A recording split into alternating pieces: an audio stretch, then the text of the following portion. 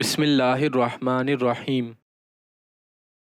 ایک بادشاہ اپنے خدمتگاروں اور سپاہیوں کے ساتھ سامان سفر تیار کر کے ایک روز شکار پر گیا۔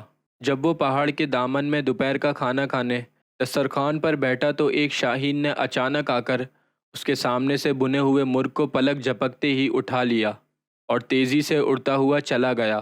بادشاہ یہ بنا ہوا مرغ کھانا چاہتا تھا، لیکن وہ دیکھتا ہی رہ گیا۔ اس نے فوراً ہی اپنے سپاہیوں کو حکم دیا کہ گھوڑوں پر سوار ہو کر شاہین کا پیچھا کریں اور مرغ واپس لے کر آئیں۔ فوراً ہی لشکر روانہ ہو گیا، یہاں تک کہ شاہین کا تعاقب کرتا ہوا پہاڑ کے دامن میں جا پہنچا، اور اس کے بعد جب سپاہیوں نے دیکھا کہ شاہین پہاڑ کی دوسری جانب جا چکا ہے تو فوراً ہی یہ سپاہی گھوڑوں سے اتر گئے اور پہاڑ کی بلندی پر جا پہنچے۔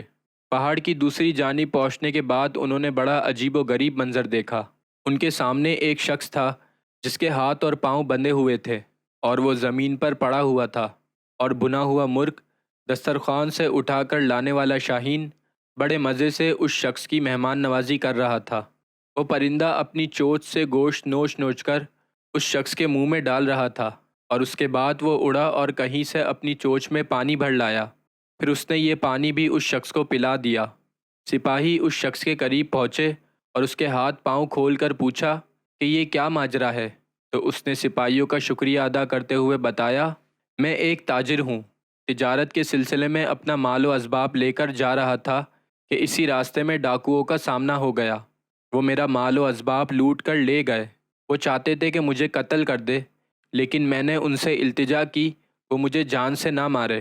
وہ کہنے لگے، ہمیں اس بات کا ڈر ہے کہ تم کسی طرح آبادی تک پہنچ جاؤ گے، اور اس کے بعد ان لوگوں نے مجھے اور میرے خچر کو باندھ دیا اور چلے گئے۔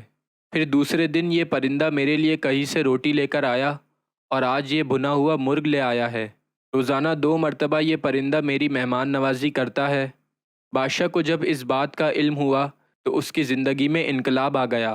وہ کہنے لگا، افسوس ہے ہم پر کہ ہم ایسے خدا کی خدائی سے غافل رہے جو اس انداز سے اپنے بندوں کو رزق فراہم کرتا ہے اور اپنا نظام چلاتا ہے۔